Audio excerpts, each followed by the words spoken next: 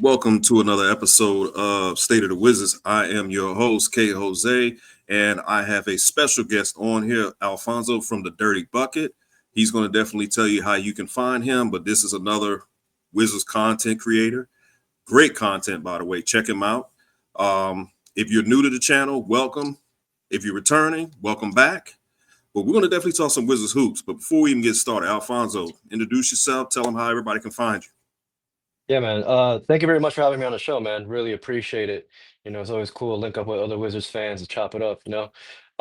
Yeah, my name is Alfonso. Have a NBA channel called The Dirty Bucket. Predominantly Wizards channel, but we talk about other stuff regarding the NBA. But yeah, just really excited about this draft, man. I'm anxious, but and Will Dawkins we trust. Oh, absolutely. Definitely. Will Dawkins we trust.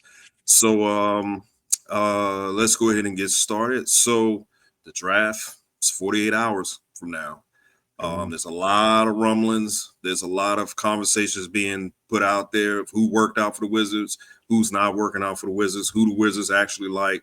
Um, of course, we haven't really heard anything from the organization, but there are reports out there, a lot of conflicting reports of who's been there. So who do you think is most likely going to be the pick that Will Dawkins makes on Wednesday? Who do you think is going to be that player? So this like under the scenario that we stay at six, because there's a chance that we move up. I mean, granted, I Let's say feel if like we it's gonna. stay at six. Yeah, if we stay at six and the board falls, um, I mean, I think it's gonna be one of the three of Fears, Johnson, or Bailey.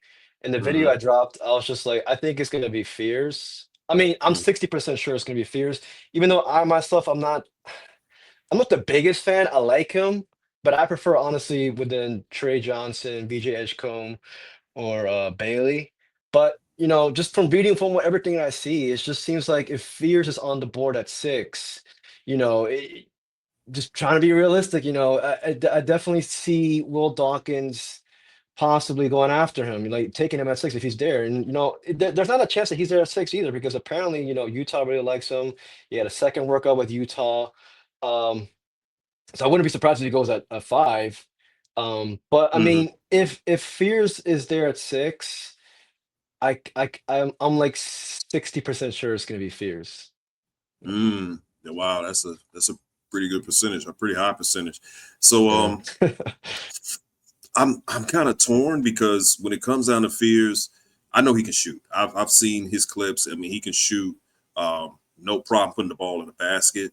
I remember yesterday I was looking at a tweet from Coach Rose that's on Twitter, and he was talking. I think it was either yesterday or the day before, but he was talking about the concerns he had with Fears and Johnson, and it's more so them not having that dog and on the defensive end. So when it comes down to Fears, is he a player that can potentially turn into a blue chip, or is he more of a very Mhm. good, like, could he be like what Bradley Beal was when John Wall was here, like a very good number two? And being so, what happened with our draft, I mean, our lottery odds, what happened and where we're land at, you're kind of looking at it like we're going to have to get ourselves a blue chip at some point. Yeah. So with Ace Bailey, he has everything there that's leading up to him potentially becoming a blue chip. It's still a question mark Mhm. if he'll turn out to be that way. Some people will look at it like it's better to swing with him than to swing with a Trey Johnson or a Jeremiah Fears, because those sounds like safe picks. I get it. That's the reason why we're not the general manager. Yeah. It's going to be up to Will Dawkins of what he believes in. So I think it's probably going to be between Bailey and Fears sitting there at six.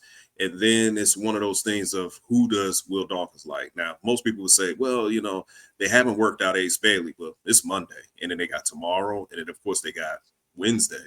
So we may not hear about them working out Bailey the same way we didn't hear about them working out Bub at the last minute either.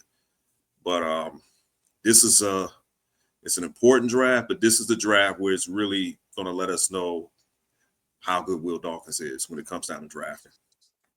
Yeah, yeah, and I totally agree. Like I say this in my videos. To me, it's the summer of the blue chip.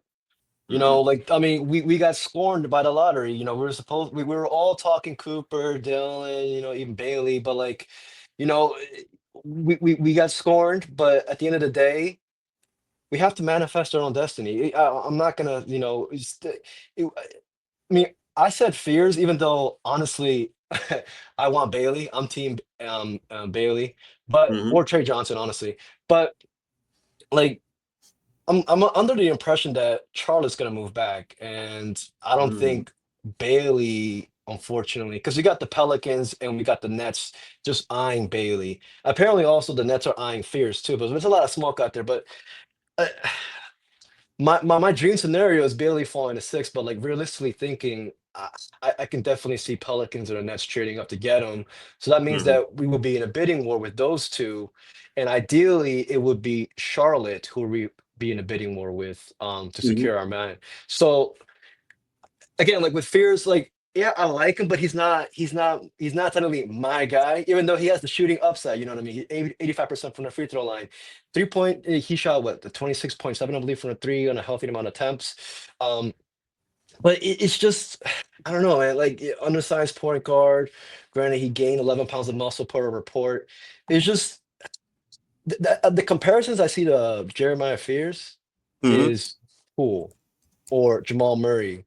And I'm just like, well, Poole shot 38% from the three. Damn near he shot 40% from the three the entire season and fell off towards the end of the season.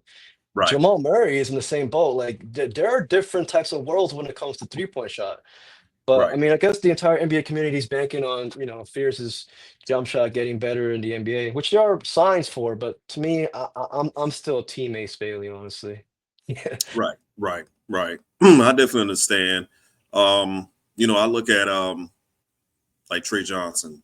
Um, he shot 42% from the field this past season, and he's shooting 39% from three. Now, the 39% from three, that is pretty impressive. That's Mhm. not bad. And for him to be 6'6", he also shot 87% from the free throw line. So at least we know when he goes to the free throw line, we can depend on him. He just turned 19, so he's young. He's going to grow into what type of player that we believe he can be. What's funny is one guy on Twitter said he kind of already has the looks of a young guy in DC, talking about his appearance. Yeah. So, um, I mean, Trey Johnson, I think if you're getting him, and I'll talk about fears in a minute, but if you're getting him, you're getting him because you feel he's 1B to whoever your 1A is. Now, if you don't get your 1A in the draft, do you trade for your 1A? Maybe that might be the plan, that we have to trade for one. If you look at OKC, who just won a championship, their 1A is SGA. They didn't draft him, they traded for him. Hmm. Same thing with the Pacers. Their 1A is Tyrese Halliburton. They traded for him. So Hmm. this leads me to fears. Tyrese Halliburton and SGA, they're a little bit taller than Fears. And I think it's just with the players that we've drafted, from Bub to Keyshawn to Bilal, even trading for AJ Johnson, these guys they're not short. And I think Nope. Fears is what, listed at 6'2". Yeah, Yep. I hear about the ball handling and he's good at that, but he's 6'2". And I don't know if I really want to guard that short, man. I mean, I Yeah. those days of having those type of guards is over. It's not like we're getting Allen Iverson or anything like that. Yeah.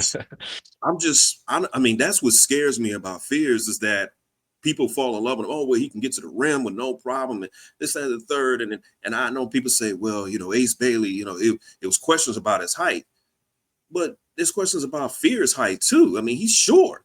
So Yeah. I'm just looking at it like, yeah, he might be able to get it to the basket, but get to the rim, but who's to say he won't get his shit sent back once he Yeah. get there? So It's gonna be sent back.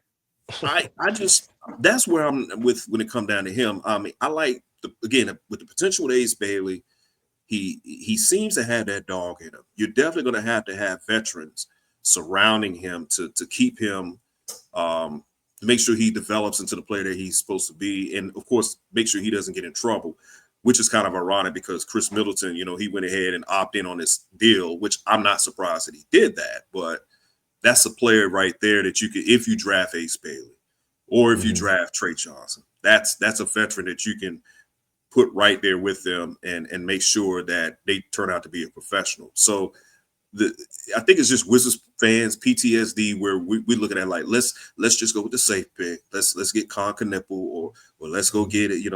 Jeremiah Fears or Kaman Malawach. Let's just be safe. Let's not swing for the fences. Like, well, that's when you do that. That's when you draft a Johnny Davis. Yeah. Yeah. Like you don't like. I'm not saying that any of these guys will turn out to be a Johnny Davis, but if you think about it, Johnny Davis was more of a safe pick when we really should have swung and drafted a Jalen Williams. We Yeah. should have swung and maybe drafted Mark Williams, somebody like that. But we're not in position where we need to be saying, "Oh, let's just be safe and let's get Con Knipple." Not when we're Hmm. trying to get a blue chip. You get Yeah. Con Knipple when you got your players set. Con Knipple could be your Shane Battier. We don't need Shane Battier 2.0 when we Hmm. don't even have our blue chip. Hmm. No, honestly, like people keep talking about like what's our biggest need on our roster, right? To me, our biggest need is still talent. Like at the end of the day, like we got guy like the guy with the highest ceiling on our roster is Alex Sarr. You Right. know, but then like besides him, like I mean, I love Bilal Coulibaly, but like is he going to turn out to be like even a 1B option? I don't. I mean, I don't. To me, he reminds me of Jaden McDaniels from the Timberwolves. And if he Mm-hmm. is that, power too. I love Jaden McDaniels. You need those guys to win chips or even go far in the playoffs. But like that with Con Knoopel, like he's a guy like for the Sixers if they want to go at it one more year, he Yeah. fits there perfectly. But like with me, it's just like to just the biggest need is still just pure talent. I want somebody Right. who can come in here, be a blue chip or potential to be a blue chip. And that's why I'm more leaning towards, Trey Johnson, Ace Bailey, even BJ Edgecombe, even though I don't think he's gonna follow us. But with Colin Kanupa, like I like his game, and he's definitely going to transfer it over. He's not going to be a bust. Colin Kanupa is going to He's going to play minutes, like in a playoff team. He's possibly like a fourth option on the team, honestly, or maybe Mm-hmm. even third. Who knows? He reminds me of Bogdan Bogdanovic. He played for us for like a summer, and That's not in yeah. summer, but Good like comparison. 2 months, and then we released. Mm-hmm. Um, but he reminds me of him, and Bogdan at one point was averaging 18 to 20 points. So much, but Bogdan Mm-hmm. was never a guy who was like the face of a franchise or one of the top two options on a deep playoff team. And, Will Dawkins said this in an interview, right? He said, I want to make the playoffs, but I don't want it to be just appearance. I want it to Yep. be we're gonna make it, and we're gonna make it for a couple of years, and like for after that, like we're gonna be a team that's just consistent, and that's what I want to. I don't want to be a team that just makes it and that disappears for the next 3 years now. So that to me, that's why. Even though I know Ace Bailey has a lot of risks, I know he's a high risk player. At the end of the day, I'm still willing to roll the dice, especially with where we're at 6. But the only thing I'm gonna say is that I'm not willing to give up a lot of value to get him because Mm-hmm. I'm still at the boat where I think we're gonna have to trade up to get him because unfortunately the Pelicans and the Nets I feel like they can ruin it for us. They can trade up with Charlotte or maybe in the Sixers. We don't know, but I mean, in a perfect world, hopefully he slides to 6. I'm honestly rooting for Ace Yeah. Bailey. I mean, Yeah. I know for Charlotte, well not Charlotte, but the Pelicans and Brooklyn, particularly Brooklyn, because I think Brooklyn has about 4 first-round picks, so they kind of have a little bit more assets to move up if they want to get Ace Bailey. I could see that. It just depends on what the 76ers want to do. I mean, there's been reports that the Sixers may draft VJ Edgecombe at 3, yeah, so yeah. we'll really have to see. So let me ask you this: with the 18th pick, do you think we'll stay put at the 18th pick, or do you think Will Dawkins might move up to go get somebody else? And if he does, who do you think he may move up from 18 to select? So if we stay put at 6, I think we're gonna trade up at 18. Okay. Um, And like I was thinking about the Rockets trading up with the Rockets, but then they just traded for Kevin Durant. That 10th pick is on for Phoenix, so that's not gonna Mhm. happen. But Right. I'm eyeing Derek Queen honestly with the second. They were definitely gonna trade up. I feel like Queen's gonna go into like the 9 and 13 range Yeah. around that aspect. And yeah, to me, if we stay at 6, trade up from 18, get a guy like Derek Queen. That would be awesome. I'm assuming like our sixth pick is gonna be like a guard or a wing, you know. I mean, I'm not that big on come on, honestly. So, um, Neither am I. yeah, I can get some later, but like, to me, Derek Queen's my guy if we trade up. But if we stay put at 18, which there also is a chance if we trade up from 6 to 4 or 3. Uh, I like Thomas Sorber from Mhm. Georgetown. Rasheer Fleming's one of my guys, even though Mm. he's projected to go later from St. Right. Joseph's. But I really like Rasheer Fleming. I'm So just thinking, I'm watching the Pacers play last night, and it sucks that they lost. But like Rasheer Fleming's a guy who can guard Pascal Siakam. mhm. 6'9", 7'4" wingspan, shot 40% from the three. That's one of my guys for sure. I can go more into him, but like, um, and I like this kid named Joan Berenger from France. Athletic, 6'11" center. Mhm. To me, it's Kamal Malawash diet. If you don't want to swing defenses for Mon at 6, and I mean I don't want to. I was just like, why not just get Joan Berenger at 18? Probably gonna Yeah. give you the same value. Yeah, I agree with everything you said. I definitely like Fleming a lot. Fleming is Yeah, energy guy, glue guy, very yeah, energetic, athletic guy, long wingspan, can shoot the three as well. He's just kind of like a utility guy that can kind of do it all. I do think his stock is kind of dropping a little bit.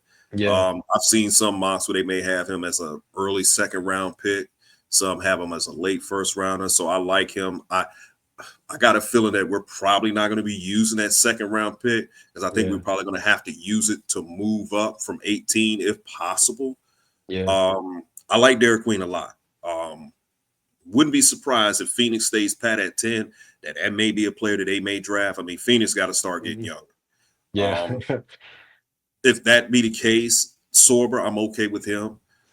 If we stay at 18, Danny Wolf, I like him a lot. Oh I would yeah, take him at 18. Um, I think the need for right now for the Wizards is wing, and we definitely need to get some front court help. Somebody has to do the things that Sarr is not going to do. yeah, Which Sarr is not. He's not really a five.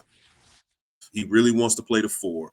He rather face up. He plays more like a guard. So, and he's not a tenacious rebounder. He's 7 feet. He's not a rebounder like that. So that's the reason why I'm not too high on Kaman Malawach because he's not a good rebounder either. You're 7'2", and in a tournament, you didn't pull down not one rebound. You're 7'2" and you got like a 9 foot reach. Like, come on, bro. Why you not grabbing any boards, man? I think yeah, his wingspan is something crazy, like a 7'4", 7'6" wingspan, and you're not grabbing any rebounds. I get Hashim to beat when I look at him. yeah, You remember he was 7'2", he out of UConn, and he played yeah. well at UConn, but then when he went pro, he didn't do anything. So Nothing. that's what that's why I worry about with a guy like Kamal Malawach. I know a lot of people look at his height. You can't teach that. That's true. He's massive, but damn, he's soft. Yeah. And you can't have a 7'2". On my friends, you can't have a 7'2" pussy in the middle, man. I'm sorry. No, I hear I you. just got to I be definitely agree. honest. So I mean, for me, I just don't really. That's where I draw the line at when it comes to Malawach. I know some people at one point in time I did want him like back in the fall, but as the season progressed and I kept looking at him, I said, you know what, man, this guy he has a learning curve, and I don't. Yeah. You just need a big man that's gonna really get the job done. And again, because Sarr is not really a tenacious rebounder, I don't want to put somebody that's similar to him right beside him. You got to have somebody that's going to rebound the ball, and that's also going to man that paint. No, I completely agree with how yeah, I almost call him Hashim to beat. Come on, Malawash. Like, I don't know if you remember Hashim getting destroyed by Dewan Blair. Mm-hmm. And that's all I keep envisioning myself with. Come on. I could easily see Draymond Green getting a rebound over. Come on, and I'm just like that's even Draymond Green like now, Right, and right, I'm not trying to talk bad about. Come on, nah. I mean, but like it's just like I feel like he's too much of a risk, even though I'm an Ace Bailey guy and he's a risk too. But like he's not an ideal he's not an ideal front court mate in my eyes for Sar. Like I just don't see it honestly. But to each their own. He's 7'2", 7'6" wingspan. I want more activity on the boards. That like and Sar's never going to be a guy who's going to get you 10 rebounds per game. I mean, right, I think he's gonna be like a guy get to like, on a good year, like 8.5 rebounds per game. And because Stars mentality just screams forward. Man shot 5 3-point attempts per game last year. He wants to be out on the perimeter. And much kudos to him. If he wants to do that and that's what makes him feel comfortable and that's his game, much kudos to him. But that right. means that we gotta reroute, or not reroutes. Well, yeah, possibly reroute. Because we probably drafted him thinking he was gonna be the five. Reroute and let's get him a front court mate. I'm not even saying it has to be like, because nowadays the NBA is positions are just so interchangeable. Everything's just positionless. Just get him a front court mate that fits SAR. And to me, I don't, Hmm. I'm not a big come on guy, but yeah, I'd rather have like the guy used to obviously Danny Wolf, but Derek Queen, Sorber, or Wolf. Give me one of those guys. Those are my guys, honestly. Right. You know, I'm looking at NBA draft room, and if the draft started today, I mean they have us picking Bailey at 6, but Mhm. one player I guess we probably didn't mention is a guy that Will Dawkins could like, that he could like. It could be Igor Demon. I know I'm not too high on him because his shot is a concern, but he's 6'9", with a wingspan of like what 6'10", something like that. But he's a point guard. Okay, he's pretty much like a Josh Giddey type. But I Mhm. guess his potential for us offensively is much more higher than Josh Giddey. So if let's say if Will Dawkins traded up and got him, I wouldn't really have too much of a problem with that if he's the second first round pick you got. But I wouldn't pick him at 6. But Mhm. this is the reason why I would think that Jeremiah Fears wouldn't be Will Dawkins' ideal of a player because again, Igor Demon is 6'9", and when I think of a player who's 6'9" playing point guard, you know, I'm not saying that's who he is. So let me make sure I'm clear on that. But it makes me think of Magic Johnson. Magic Johnson was 6'9" and he played point guard. So if Igor Demon defensively can wreak havoc, improve his offensive game, and has the good court vision the way Magic Johnson had, I mean, that would be a steal for us with that Mhm. second first round pick. That's if Will Dawkins likes him that way. Let me ask you this: what do you think about that kid, Hassan Yang out of China? What do you think about him? Like, I wouldn't mind taking him with the second round pick if we kept that. Yeah, yeah. I mean, he's actually projected to go in that range as well, kind of. I mean, I really haven't seen a mock with him like late in the first like that. I mean, have you? I haven't seen any. Now what's funny is on NBA Draft Room they got him going late, like 29th, but there have been Yeah, some that I've seen him going in the second, like maybe high second round. Um, yeah, but I do like his potential a lot. I mean, he's a double double machine. I yeah. wouldn't oppose to taking him at all if this with the second pick if we keep it. Again, I got a feeling we're going to sacrifice that second pick to move up in the draft. Yeah, To yeah. I mean, move up in the draft with that first rounder. It depends. hmm yeah. I mean, in the second round, get go for the guy with the highest upside. We got also like we got. He kind of fits like if we were to draft him.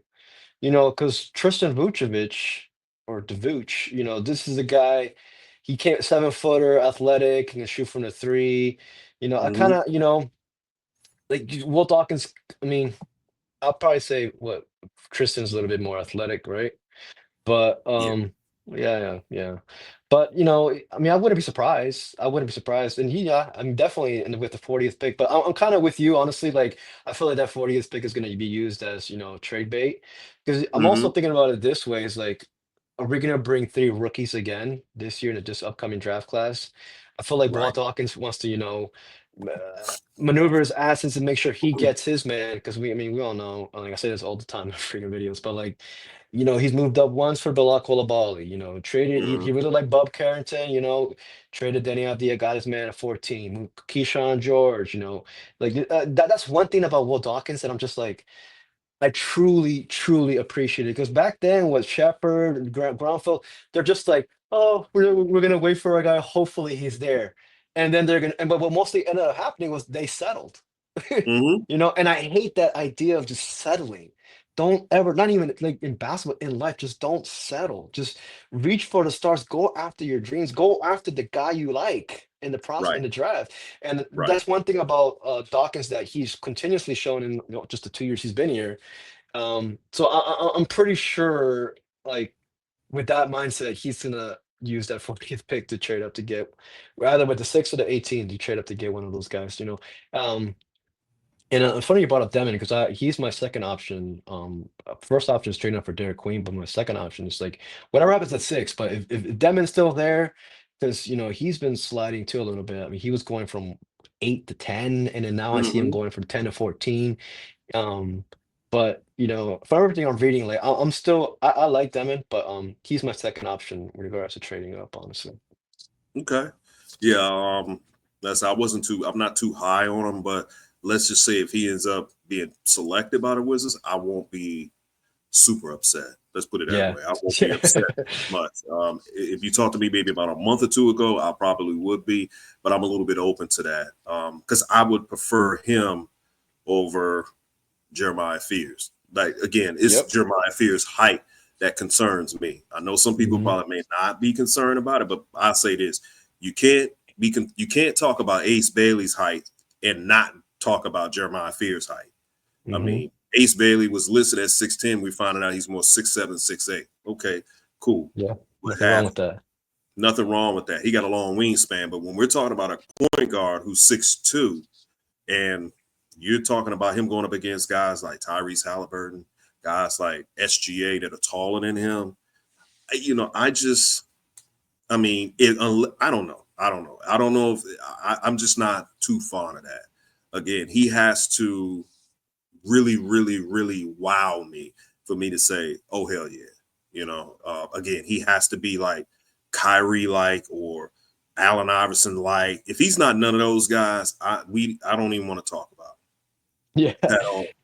Yeah, honestly, I agree. I mean, like with Fears, like to kind of like Steelman, it's like, yeah, he's one of the youngest players in this draft, so who's to say he's still growing? But Hmm. I Hmm. don't want to roll that dice though. No. Oh, I'm gonna roll the dice on this kid's growth spurt. I don't want to do that. But I mean, then again, like I don't think he's gonna be a bust. I think he's gonna be effective. But to me, it's not regarding projecting his NBA. How is he gonna do in the NBA? To me, it's more about where the Wizards are at right now. And to me, keep on saying it's the summer of the blue chip. Give me a guy Hmm. that's a blue chip prospect. Now, keyword is prospect because at the end of the day, Bailey is a complete high risk, but I'm willing to roll with it because I feel like he can be that blue chip guy. And Hmm. fortunately, like now with the Wizards, we have an atmosphere where it's great for player development. It wasn't Hmm. back then, but like we got guys like Middleton. He brought up was a great one.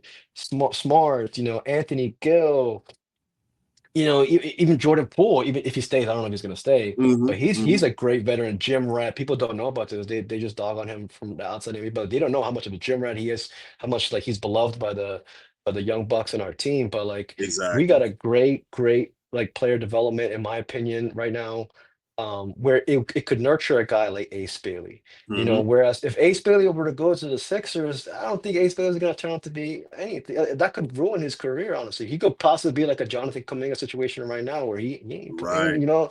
So, but I know Sixers fans really like Ace Bailey. So. But yeah, because of what we have right now, I feel comfortable rolling the dice with Ace Bailey. Hmm. Just have Middleton, them two, put the locker next to Middleton and Ace Bailey. That's perfect right there. That's the perfect thing. Right. Sign Middleton to a 1 year contract extension. Yeah.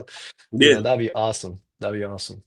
Yeah. I'm with that. I mean, you mentioned about Anthony Gill. I'm at a point where I'm ready for him to kind of move on because that's a Yeah, roster spot he's taking up. But what yeah, I can say is leadership wise, he's not bad to have. Uh, Middleton is not bad to have. I keep forgetting that Sadiq Bey is still on the roster. So you got yeah, Sadiq Bey, yeah, who's also good to be a mentor to him, and Jordan Poole. He's been a mentor for Bilal since yeah. Bilal was drafted. So I'm gonna say this when it comes down to Bilal because I am pro Bilal. I love Bilal, but I am gonna say that this upcoming season is very important to him because he will be expecting an extension. But this upcoming season has to be a breakout season for him. One thing that I have to speak on, I got to be realist, is his shooting has been a concern, lack Mhm. thereof, should I say, and his ball handling has been a concern as well. So these are two traits that I'm hoping that he's working on to improve. Because let's just say, whether it's Johnson or whether it is Ace, those one of those two players can kind of like challenge him a little bit to Mhm. take his spot, and it's important for him to secure that spot. Now, let me say this, and I remember I said this on a Chocolate City Hoops podcast. Shout out to DJ. I said this back in November when you talk about Ace and you talk about Bilal, what you hope for, let's say if Ace is the pick, what you hope for is that Ace develops into a Jason Tatum and Bilal develops into a Jalen Brown. Then you Mhm. got that tandem. Because what I said, I believe that we want two blue chips, not just one. So I would think that one of these guys would develop into that we've already drafted, develop into a blue chip. If not, then you're looking at next year's draft, which is supposed to be a lot better. Maybe you might get a blue chip out of that draft. Now, how do you do that? Well, let's say if Phoenix has a worse record than we do, and we probably win no more than 25 games.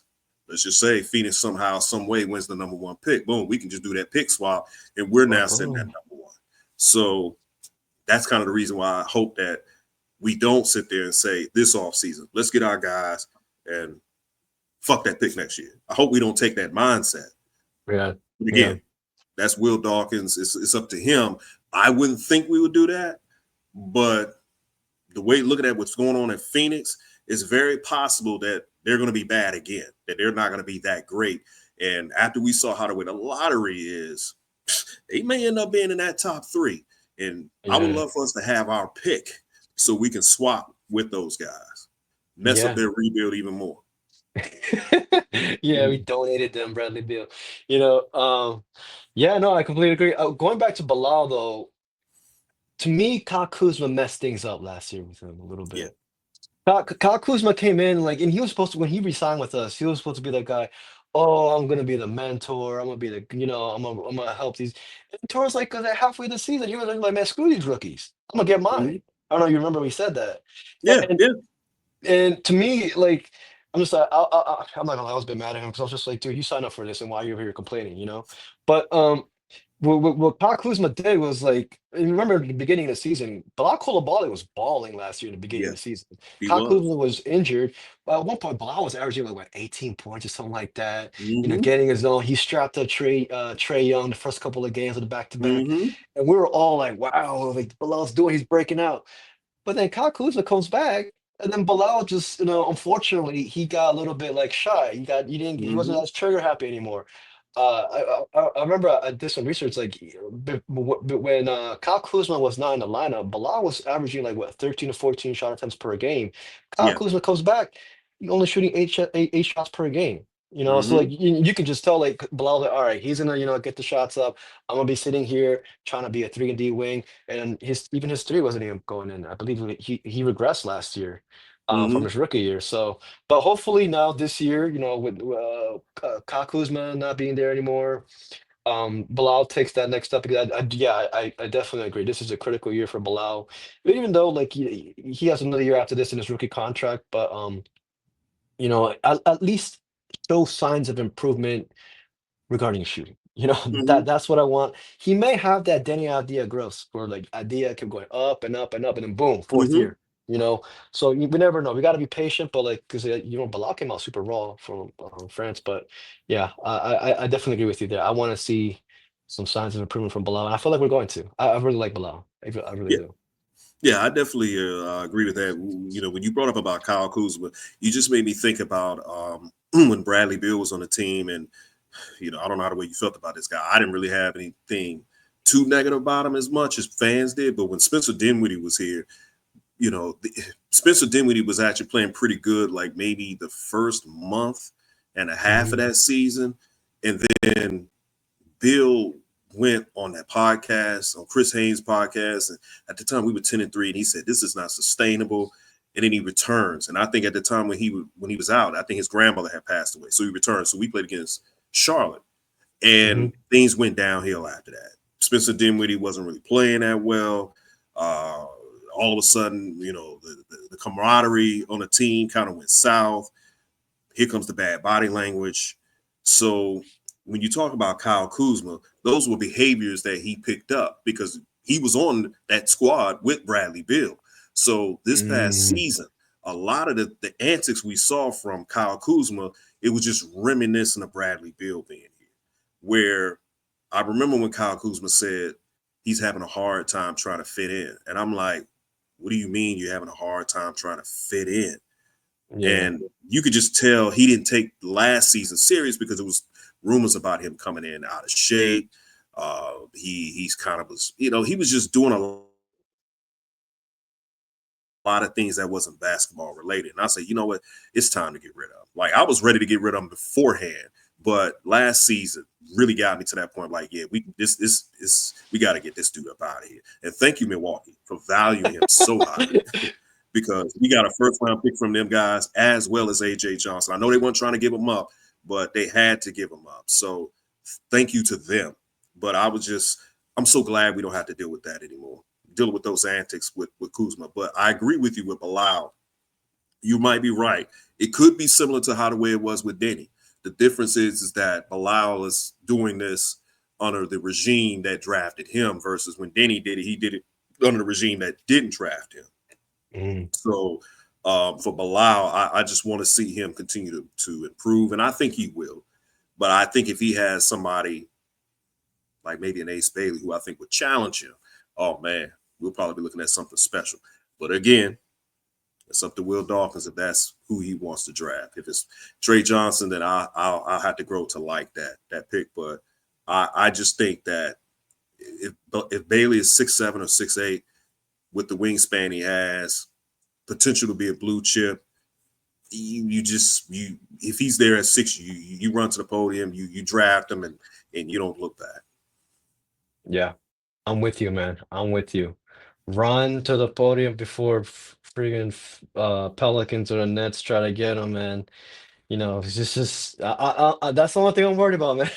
If there wasn't no trades in this draft, I feel like he can fall to 6. There's a good Yeah. chance he does. But if Hmm. there's gonna be trades, and it's just that's the only thing that scares me is just Pelicans or the Nets jumping us to get him. But even though I like Ace Bailey, I'm still in a camp where I'm not willing to give up a lot to get him, though. You know what Right. I I mean? understand. It depends on what the Hornets possibly ask for him, or maybe even the Sixers. But I'm looking at the Hornets. Um, we have the first round pick of the Thunder next year. Oh, most likely it's gonna be the Thunder between the Thunder and the teams, but it's gonna be the Thunder. So if you give up pick 28, 29, maybe even 30 next year to get Ace Bailey, I could be on board with that, you know. But yeah, man, it's just it's very we don't know what's gonna happen. It's just all these trades, it's all a big question mark. But hopefully we can find a way to get them. Okay. All right. Well, we'll find out in about 48 hours. So Yeah, this will actually conclude the episode of State of the Wizards. Man, I really appreciate you, Alfonso, for coming up here, chopping it up with me. Like I said, I'm a fan of your work. I kind of stumbled upon your channel like last month, and I've been kind of checking out your content. So for a lot of Wizards fans out there, especially you guys on Wizards Twitter, go check his channel out, The Dirty Bucket on YouTube.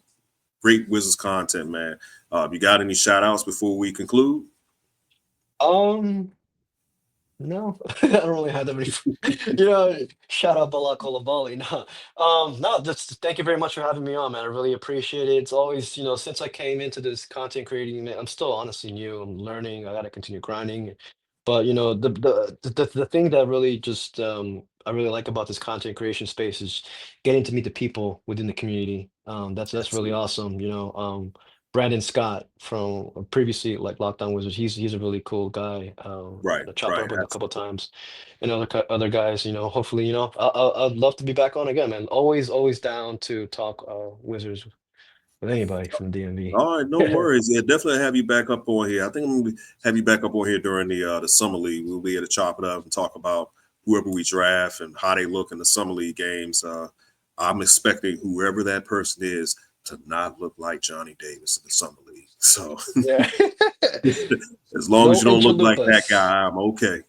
Yeah, I definitely, yeah, definitely agree. All right. So definitely thank you guys for watching State of the Wizards. You guys have a good one.